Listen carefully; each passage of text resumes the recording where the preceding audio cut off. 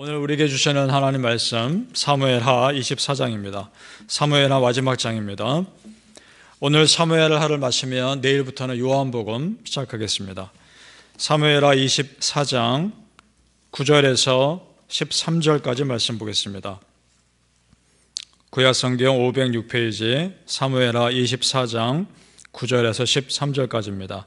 우리 한 목소리로 같이 읽겠습니다. 시작. 요압이 백성의 수를 왕께 보고하니 곧 이스라엘에서 칼을 빼는 담대한 자가 80만 명이요 유다 사람이 50만 명이었더라. 다윗이 백성을 조사한 후에 그의 마음에 자책하고 다윗이 여호와께 아뢰되 내가 이 일을 행함으로 큰 죄를 범하였나이다. 여호와여 이제 간구하옵나니 종의 죄를 사하여 주옵소서. 내가 심히 미련하게 행하였나이다 하니라. 다윗이 아침에 일어날 때에 여호와의 말씀이 다윗의 선견자 된 선지자 갓에게 임하여 이르시되 가서 다윗에게 말하기를 여호와께서 이와 같이 말씀하시기를 내가 너에게 세 가지를 보이노니 너를 위하여 너는 그 중에서 하나를 택하라. 내가 그것을 네게 행하리라 하셨다 하라 하시니 갓이 다윗에게 이르라 이르되 왕의 땅에 7년 기근이 있을 것이니까 혹은 왕의 원수에게 쫓겨 석 달 동안 그들 앞에서 도망하실 것이니까 혹은 왕의 땅에 사흘 동안 전염병이 있을 것이니까 왕은 생각하여 보고 나를 보내신 이에게 무엇을 대답하게 하소서 하는지라. 아멘. 오늘 새벽에 예배하신 은혜가 우리 성도님들께 함께 하시기를 예수님의 이름으로 축복합니다. 아멘. 자, 오늘 말씀은 다윗이 그 나라의 규모를 알기 위해서 인구조사를 시킵니다. 그런데 이것이 하나님 마음에 들지 않았습니다. 그래서 하나님께서 전염병으로 심판하시는 사건이 나오는 겁니다. 자, 그러면 질문이 드는 거죠. 한 나라의 왕으로서 그 나라의 규모를 파악하는 것이 그렇게 잘못입니까? 오히려 더 인구를 정확히 파악해야 되는 거 아닙니까? 여러분 어떻게 생각하십니까?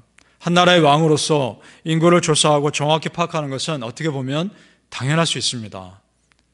그런데 여러분, 이스라엘 왕은 그러면 안 되는 것이었습니다. 하나님의 선택받은 나라의 왕은 인구 조사를 파악하고 나라의 힘을 의지하고 그렇게 해서 자기 힘을 파악하는 것이 아니라 오로지 하나님만을 붙잡아야 했던 것입니다. 자, 성경에 보면 인구조사 자체는 문제라고 볼 수는 없습니다. 그러나 일반적으로 세상 왕들이 인구조사를 하는 이유가 뭡니까? 인구를 파악하고 그래서 세금을 더 걷고 그래서 군대의 숫자를 더 늘리는 거 아닙니까? 그 당시에는 백성의 규모가, 백성의 숫자가 그 나라의 국력을 의미하는 것이기 때문이었습니다. 그러나 하나님 나라 믿는 백성, 하나님을 왕으로 모시는 나라의 그 왕은 하나님만을 전적으로 의지해야 되는 것이었기 때문입니다. 그리고 하나님은 다윗의 중심을 알고 계셨습니다. 그가 인구조사를 하는 그 의도가 하나님을 전적으로 의지하는 것이 아니라 그 숫자를 의지하는 그 중심을 아셨기 때문입니다. 그것이 문제였던 겁니다. 다윗도 자신의 잘못을 깨닫고 회개합니다. 그것이 10절입니다. 10절을 다시 한번 보시기 바랍니다. 다윗이 백성을 조사한 후에 그의 마음에 자책하고 다윗이 여호와께 아뢰되 내가 이 일을 행함으로 큰 죄를 범하였나이다.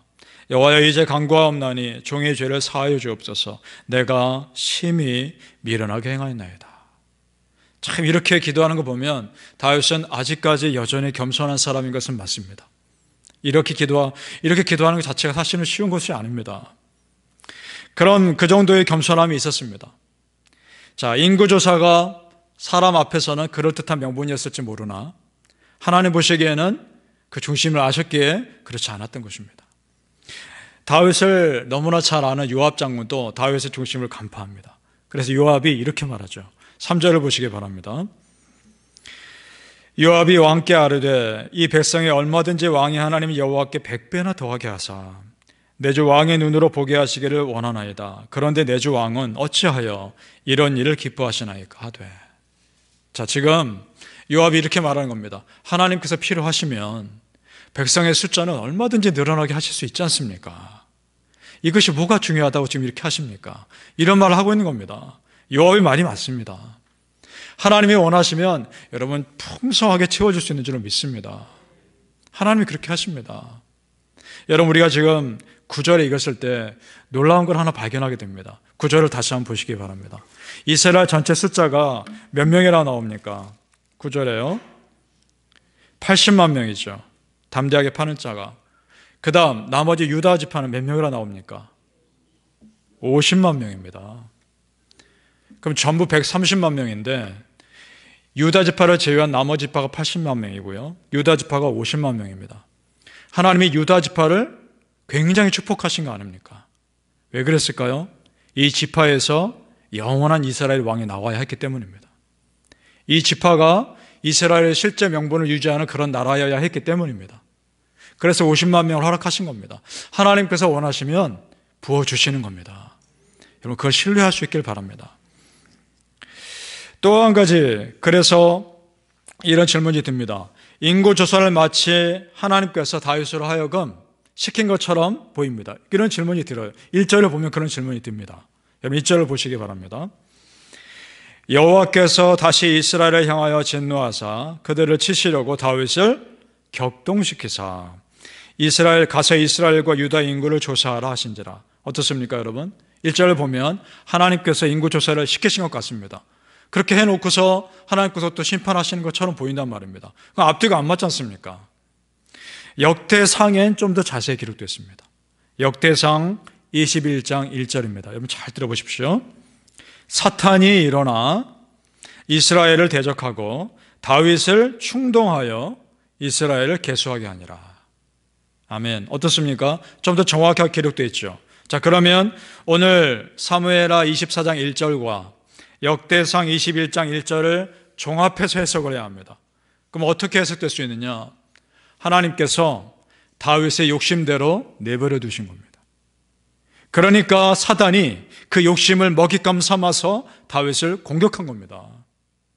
우리 출애굽할 때 여러분 바로의 마음을 하나님께서 강팍해 하사 이런 표현을 기억하십니까?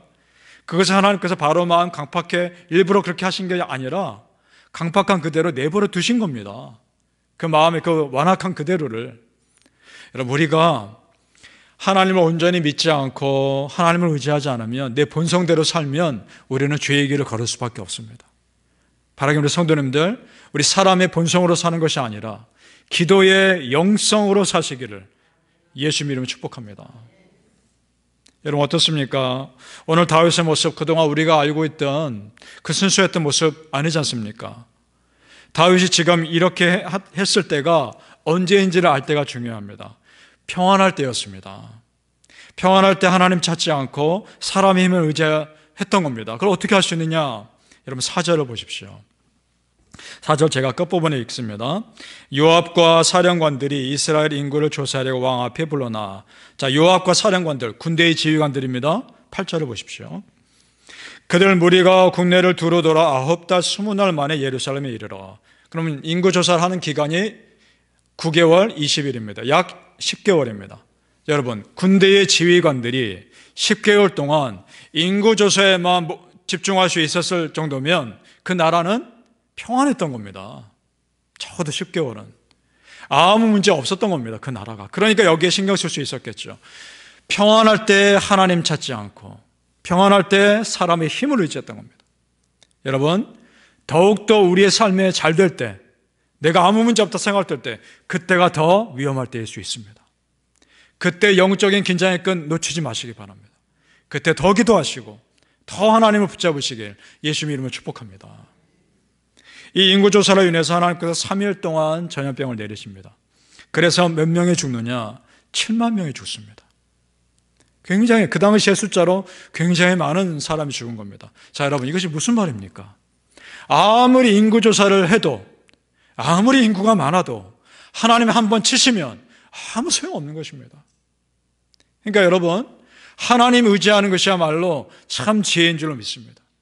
내가 아무리 준비를 많이 하고 아무리 대단한 것을 해도 하나님이 허락하시지 않으면 아무 소용없는 것입니다. 여러분 전적으로 하나님만을 붙잡으시길 소망합니다. 하나님의 한결같은 심판 있지만 그 가운데서도 하나님은 또 은혜를 베푸십니다. 이것이 오늘 말씀의 메시지입니다. 하나님의 심판 엄격하십니다. 그런데 그 중에서 베푸신 은혜가 분명히 있습니다. 자, 18절 말씀 같이 한번 읽어보겠습니다. 18절 시작. 이날에 갓이 다윗에게 이르되 그에게 아뢰되 올라가서 여부수 사람 아라우나의 타작마당에서 여호와를 위하여 제단을 쌓아소서 하매. 이것만 놓고 보면 갓이라는 선지자가 다윗에게 이런 아이디어를 준 것처럼 보이지만 다른 똑같은 내용을 기록한 성경에 보면 하나님께서 갓에게 이렇게 명령하십니다. 다윗에게 이렇게 전하라고. 그러니까 하나님이 직접 다윗에게 화해할 방법을 알려주신 겁니다. 예배드려라. 나에게 예배드려라. 그것이 회복한 길이기 때문입니다. 그래서 역대상 21장 26절에 이렇게 되어 있습니다. 다윗이 거기서 여호와를 위해 제단을 쌓고 번제와 화목제를 드려 여호와께 드렸더니 여호와께서 하늘에서부터 번제단의 위에 불을 내려 응답하시고. 아멘. 그 제사 받으신 겁니다. 하나님께서 완전히 회개해 주신 겁니다. 거기서 다른 성경에는 오르난이라고 그러죠. 오늘은 아라우나라는 사람 타작마당을 말합니다. 아라우나의 타작마당을 사서 거기서 예배를 드린 겁니다. 자, 여러분, 여기에 놀라운 은혜가 숨어 있는 겁니다. 단순히 하나님께서 그 아라우나의 타작마당에서 드린, 오르난의 타작마당에서 드린 예배를 받고 용서해 주신 것만이 아니라 다윗이 그렇게 소원했던 하나님의 성전을 여기에 세우십니다. 영원히 용서하신 겁니다. 그 집안을. 역대하 3장 1절에 나옵니다. 역대하 3장 1절에 이렇게 되어 있습니다. 솔로몬이 예루살렘 모리아 산에 여호와의 전 건축하기를 시작하니 그곳은 전에 여호와께서 그의 아버지 다윗에게 나타나신 곳이요 여부수 사람 오르난의 타작마당에 다윗이 정한 곳이라. 아멘. 그곳이 그곳입니다. 여러분, 하나님께 간절하게 회개하고 하나님의 은혜를 바랬던 그곳에 하나님의 은혜를 부어주십니다. 이것이 이삭을 번제로 바치랬던 그곳 아닙니까? 여러분, 하나님께 여러분 정말 간절히 회개하고 용서를 구하면 하나님 용서하십니다. 그리고 상상 못할 은혜를 부어주십니다. 여러분, 그 은혜를 믿으실 수 있기를 바랍니다. 하나님의 심판은 엄격하시죠. 하지만 은혜는, 하나님의 은혜는 내 상상을 초월합니다. 믿으시기 바랍니다. 한 사람이 죄로 인해서 공동체가 어려움에 빠지기도 하지만 그 한 사람이 회개로 인해서 하나님의 축복의 길을 여시기도 합니다. 한 사람 아담으로 인해 죄가 들어오기도 하지만 한 사람 예수님으로 인해 구원의 길이 열린 것과 똑같은 것입니다. 그 하나님의 은혜가 여러분을 붙잡을 수 있게 소망합니다. 믿음의 공동체, 믿음의 사람을 순결하게 지키기 위한 하나님의 마음을 여러분 이해할 수 있길 바랍니다. 사랑하는 성도님들, 여러분 한 분 한 분이 그렇게 하나님의 공동체를 세우고 여러분 믿음의 가정을 세우는데 귀하게 쓰임받는 일꾼 되시기를 예수 이름으로 축복합니다. 아멘. 기도하겠습니다. 아버지 하나님, 간절히 회개하며 하나님께 나오는 믿음의 백성에게 하나님께서 베푸신 은혜가 참으로 큽니다. 정말 하나님께서 은혜를 베풀어 주시는 분인 줄로 믿습니다. 두렵고 또 우리가 무서워해야 하는 분이기도 하지만 하나님의 그 엄격한 가운데 주시는 은혜가 참 큽니다. 하나님, 그 은혜를 오늘도 바라보고 이 기도의 자리에 나왔으니 은혜를 베풀어 주시옵소서. 우리를 불쌍히 여겨 주옵소서. 우리의 모든 죄를 용서하여 주옵소서. 그래서 하나님께서 귀하게 쓰시는 믿음 백성들 다 될 수 있도록 축복하여 주시옵소서. 예수님 이름으로 기도합니다. 아멘.